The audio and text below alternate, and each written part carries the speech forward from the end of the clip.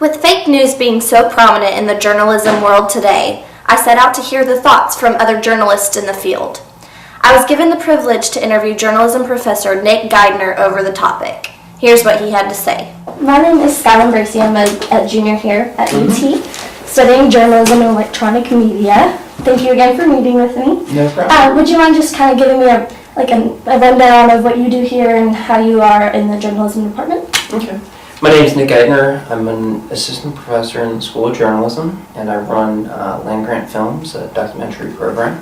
And I teach a variety of classes. Currently I'm teaching a documentary journalism class and then a multimedia journalism class.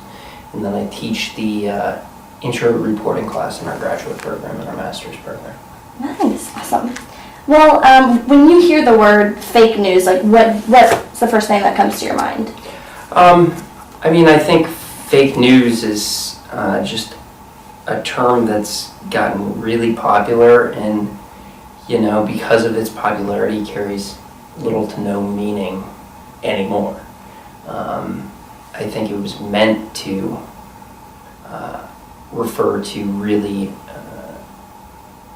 misleading and completely fictitious news. And now it's being applied to, just news that we don't like, which isn't inherently fake news, it's just news we don't like. Mm-hmm.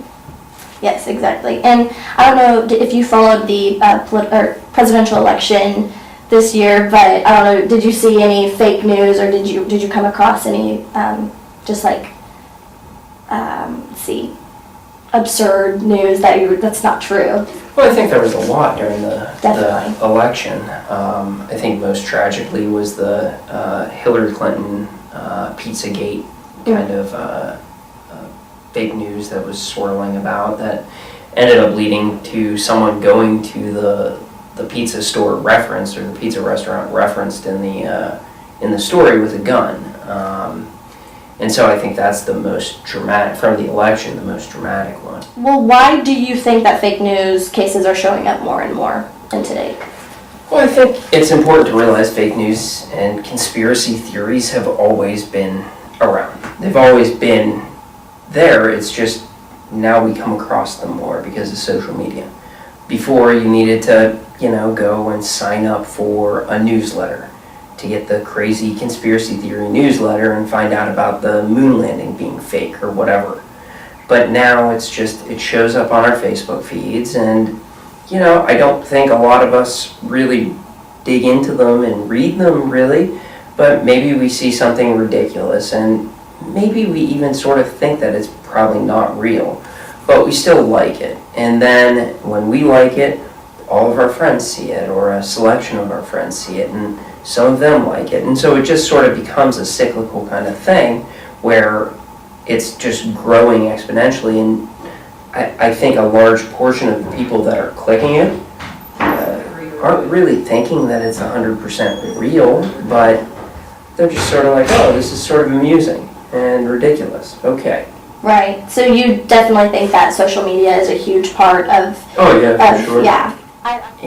Social media is just, it spreads faster, and it spreads in more of a passive manner. Like, even the research out there that has looked at this directly has shown that, people are more likely, or more willing to like something or even share something than they are to email people. And so email's more active. It's me actually saying to you, right, oh, here, you should check this out. Whereas a like or a share, even though with a like, other people are seeing it, you don't see it as an active endorsement. You're not saying this is correct, whereas people do see that more with email.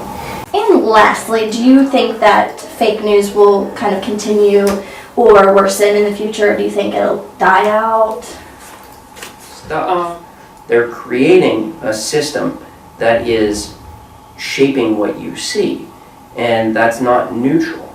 And so if they really take this serious and try to thumbs down these knowingly bad sites, these sites that are just made to produce fake news, then it will slow down, because it has to. I agree. And I really, really appreciate you meeting with me today. Oh, on no such short problem. notice. You were awesome. No problem at all.